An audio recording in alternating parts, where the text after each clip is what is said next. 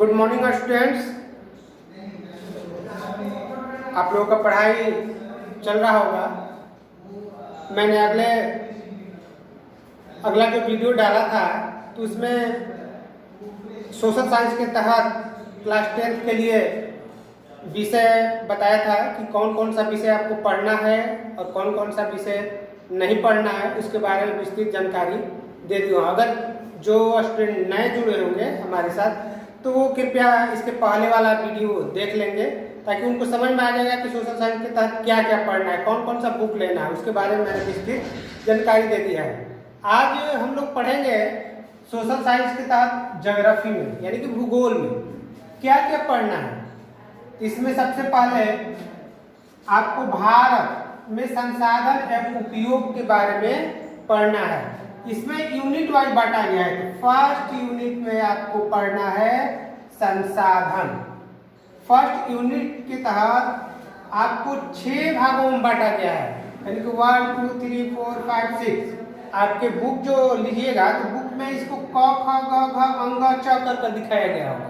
यहाँ मैंने 1 2 3 4 5 6 कर दिखाया होगा, तो इसके लिए आप लोग कंफ्यूज नहीं होइएगा।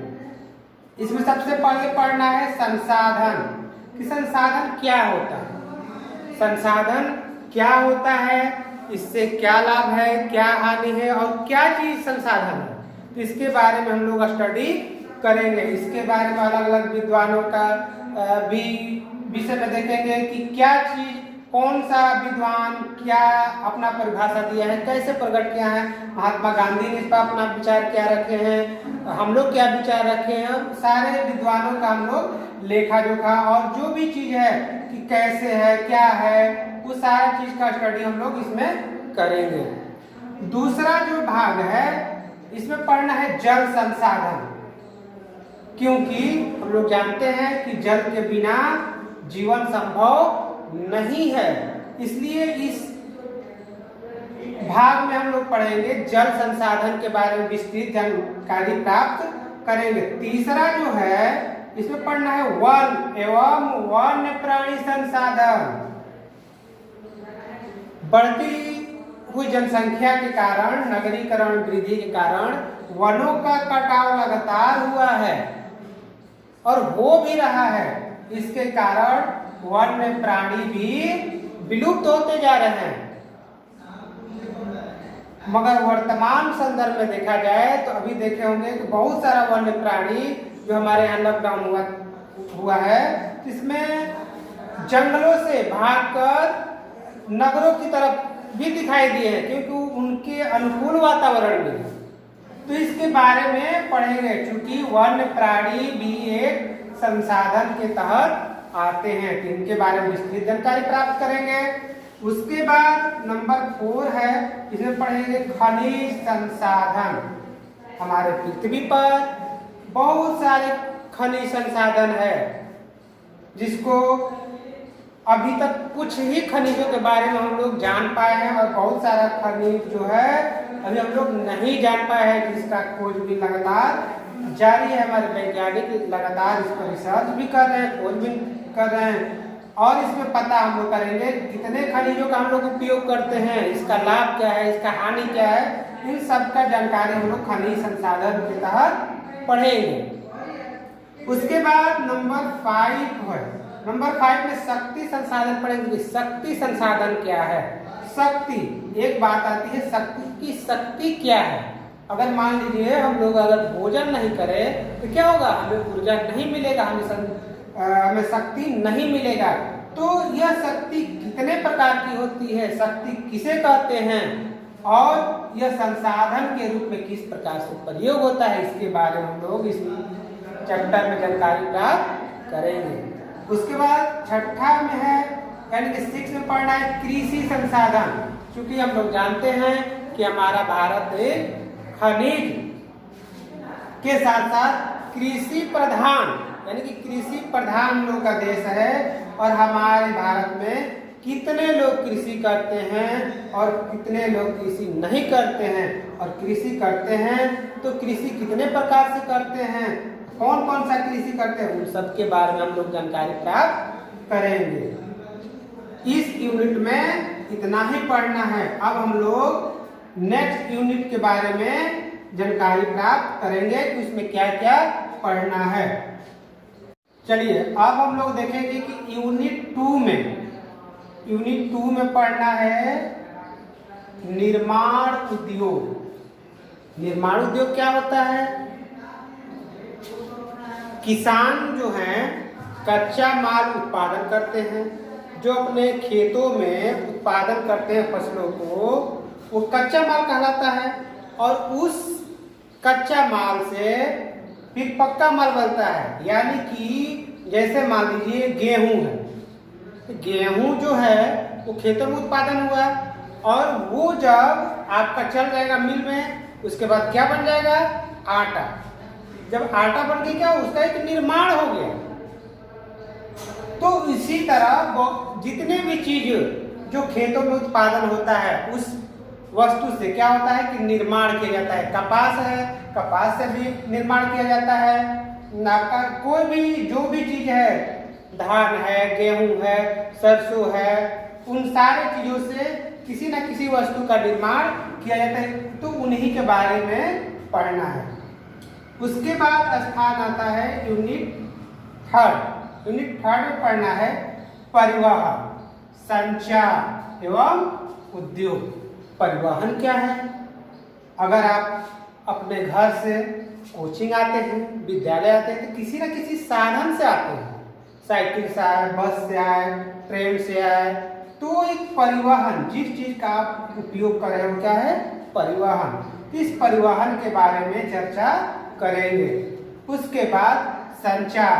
आप अभी क्या कर रहे हैं? मोबाइल से YouTube पर देख रहे हैं, ये क्या है? ये भी एक प्रकार का संचार है, क्योंकि मैंने पढ़ाया और आपको बताया, तो ये संचार का माध्यम है। उसके बाद आप मोबाइल से कहीं बात करते हैं, वो भी क्या है? संचार है। जिस इंटरनेट का प्रयोग कर रहे हैं उसी से सारा चीज आप संचार का माध्यम से चलता है। वो सारा जानकारी हम लोग इस संचार में पढ़ेंगे, कौन कौन सा चीज इस संचार के तहत आता है।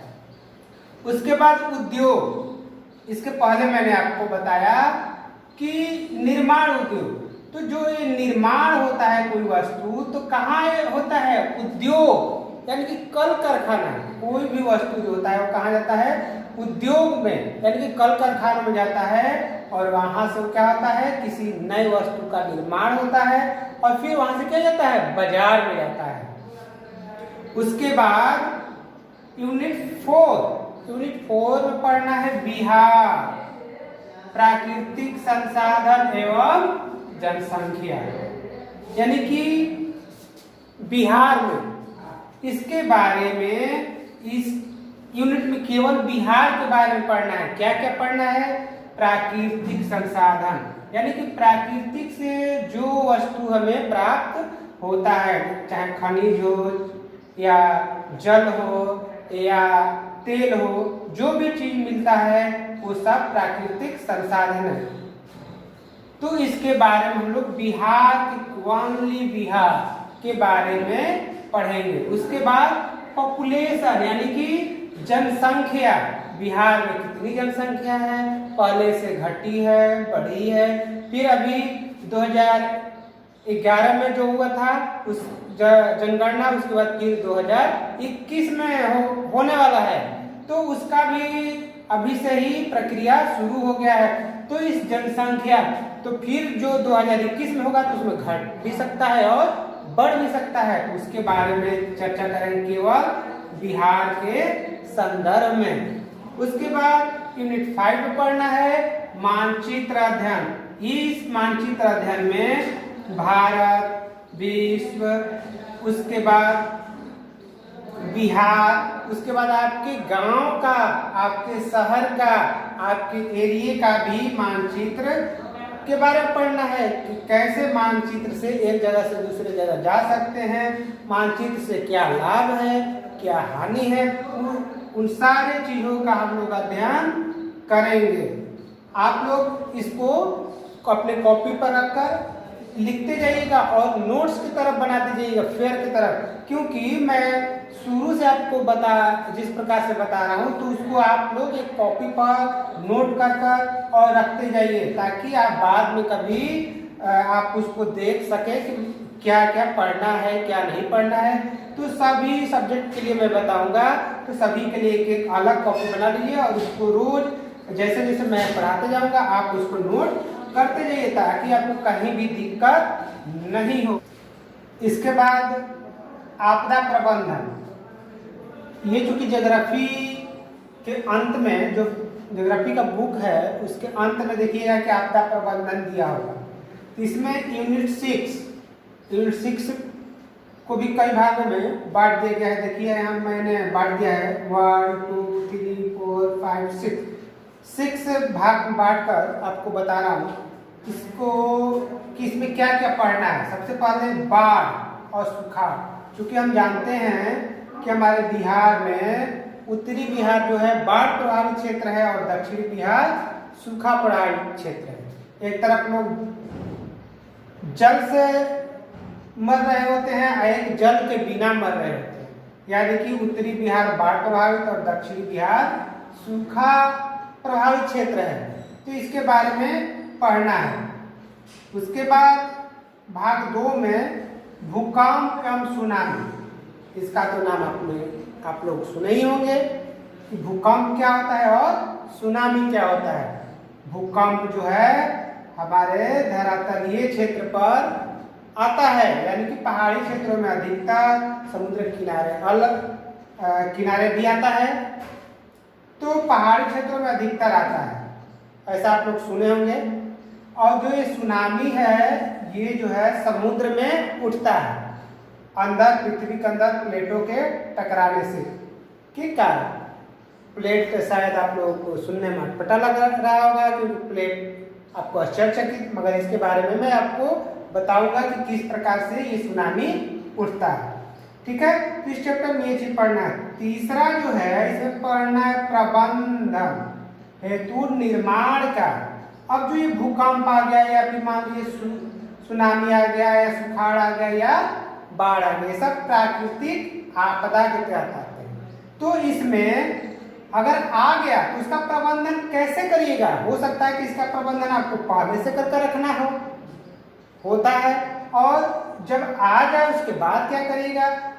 और निर्माण का, अगर मान लीजिए भूकंप आ गया, सुनामी आ गया, बाढ़ आ गया या सुखाड़ पड़ जाए तो क्या करिएगा, उसका निर्माण कैसे करिएगा। फिर से लोग धराशायी हो जाए, बीमार पड़ जाते हैं, कितने लोग घायल हो, तो उसका कैसे आप कार्य करिएगा, तत्काल क्या करिएगा, एक प्राथमिक उपचार भी होता है, तो वो कैसे, इन सारे चीजों के बारे में हम लोग इस चैप्टर में पढ़ेंगे। उसके बाद 4 में पढ़ेंगे जीवन रक्षक आकस्मिक प्रबंधन। क्या चीज, जीवन रक्षक आकस्मिक प्रबंधन, यानी कि जीवन रक्षक क्या है, अपने जीवन के लिए जो रक्षा के लिए तुरंत, आकस्मिक का मतलब होता है तुरंत, यानी कि प्रबंध कैसे करिए। एकाएक मान लीजिए कि भूकंप आ जाए तो क्या करना चाहिए, क्या मैदान में भागना चाहिए, या फिर आप ऊपरे मंजिल पर है तो वहीं से कूद जाना चाहिए, क्या करना चाहिए, या फिर कहीं उसका कोई उपचार करना चाहिए, या फिर आपको किसी कोने में छुप जाना चाहिए, या फिर बेंच के नीचे, चौकी। तो किस तरह से आप इसका मैनेजमेंट करेंगे, कैसे आप इसका प्रबंध करेंगे, इस लोगों को कैसे जागरूक करेंगे, क्या बताइएगा कि वो इस आपदा प्रबंधन से बच जाए। तो इसके बारे में हम लोगों को पढ़ना है इस चैप्टर में। ठीक है, चलिए आगे बढ़ते हैं। अब यूनिट 5 में पढ़ना है आपदा काल में वैकल्पिक संचार व्यवस्था। इसका मतलब क्या हुआ कि आपदा जब आ गया उसके बाद वैकल्पिक संचार व्यवस्था, मान लीजिए आपदा जैसे मान लीजिए भूकंप आ गया तो क्या होता है, सब कुछ धराशायी होता है, बिल्डिंग इधर गिर जाता है, कोई किधर गिर जाता है, जो संचार व्यवस्था वो अवरोध हो जाता है। ठीक है, लाइट कट जाती है, हम लोग मोबाइल से जो बात कर रहे हैं वो भी जो अगर टावर टूट जाएगा तो क्या होगा, हम लोग बात नहीं कर पाते। तो उस आपदा काल में हम कैसे संचार व्यवस्था करेंगे कि हमारा ये जो आपदा काल में जो है इससे हम लाभ ले सके, और उसी को कहते हैं वैकल्पिक। अलग से क्या प्रबंध करेंगे तुरंत कि कुछ मान लीजिए कि तुरंत वो तो शुरू नहीं होगा, मान लीजिए कहीं का टावर टूट गया, कुछ हो गया, तो उसको धीरे धीरे करके समय लगेगा, मगर हमें तत्काल करना है तो उसके लिए कौन सा वैकल्पिक व्यवस्था करिएगा, उसके बारे में हम लोग इस चैप्टर में पढ़ेंगे। ठीक, उसके बाद 6 आपदा और सह अस्तित्व। आपदा आ गया, इसको लिख रहे हैं ना, इसको लिख लीजिए कि क्या पढ़ना है। ठीक है, आपदा और सह अस्तित्व। क्लियर? तो इस आपदा और सह अस्तित्व जो इसमें पढ़ेंगे, जैसे आपदा आ गया, ठीक, तो आपदा आ गया, उसके बाद आपका क्या अहम रोल होगा, आप क्या करिएगा, दूसरे को कैसे बचाइएगा, बचाइएगा भी या नहीं, बचाइएगा ना, तो बचाइएगा तो कैसे बचाइएगा, आपका क्या कहते हैं, आपका उसमें सहयोग क्या रहेगा, कैसे करिएगा, तो इसके लिए आपको प्रशिक्षित पहले से होना होगा। या देख रहे हैं कि आजकल विद्यालय में भी क्या किया जाता है, बताया जाता है भूकंप से कैसे बचना है, बाढ़ आने पर क्या करना है, सुखाड़ आने पर क्या करना है, इन सारे चीजों की जानकारी पहले से दिया जाता है।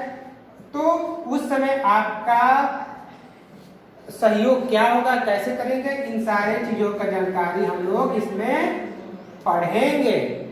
ठीक, तो आप लोगों ने ये पूरा देख लिया होगा कि भूगोल के तहत यानी कि ज्योग्राफी के तहत एक चैप्टर है आपदा प्रबंधन, उसके तहत हम लोग पढ़े आपदा प्रबंधन। इसके पहले देखें कि ज्योग्राफी में हम लोग क्या पढ़ना है, उसके बाद आपदा प्रबंधन में क्या पढ़ना है, उसके बाद सारे इसके बारे में भी हम लोग देख लिए। तो आप लोग क्लियर हो गए होगा कि क्या क्या चीज हमें पढ़ना है, ताकि कोई पूछे तो आप बता सके कि हाँ मैंने इनका वीडियो देखकर ये सारे चीज जानकारी प्राप्त किया। अगर आपके पास किताब है तो आप किताब खोलकर देख सकते हैं, अगर नहीं है तो आप इसको अपने नोटबुक में नोट कर सकते हैं। क्लियर? तो मैंने बता दिया, और अगले जो वीडियो डालूंगा तो उसमें बताऊंगा जो अदर जो सब्जेक्ट हैं सोशल साइंस के तहत, जैसे इतिहास हो गया, इकोनॉमिक्स हो गया और नागरिक शास्त्र हो गया, तो उसमें क्या क्या पढ़ना है उसके बारे में अगले वीडियो में आपको बताऊंगा। तो हर जो सब्जेक्ट है अलग अलग, तो उसके लिए अलग अलग कॉपी आप बना लीजिएगा और उसी का जो सब्जेक्ट जिसमें है उसमें डालते जाइएगा। अगर आपको कोई दिक्कत हो, परेशानी हो या फिर और कोई राय लेना है या सलाह देना है तो आप कमेंट में कर दीजिए और एक सब्सक्राइब भी कर दीजिए, ताकि और भी अच्छा से मैं आपको वीडियो दे सकूं और आपको इससे लाभ मिल सके। इसी के साथ आज का क्लास समाप्त करता हूं। जय हिंद, जय भारत।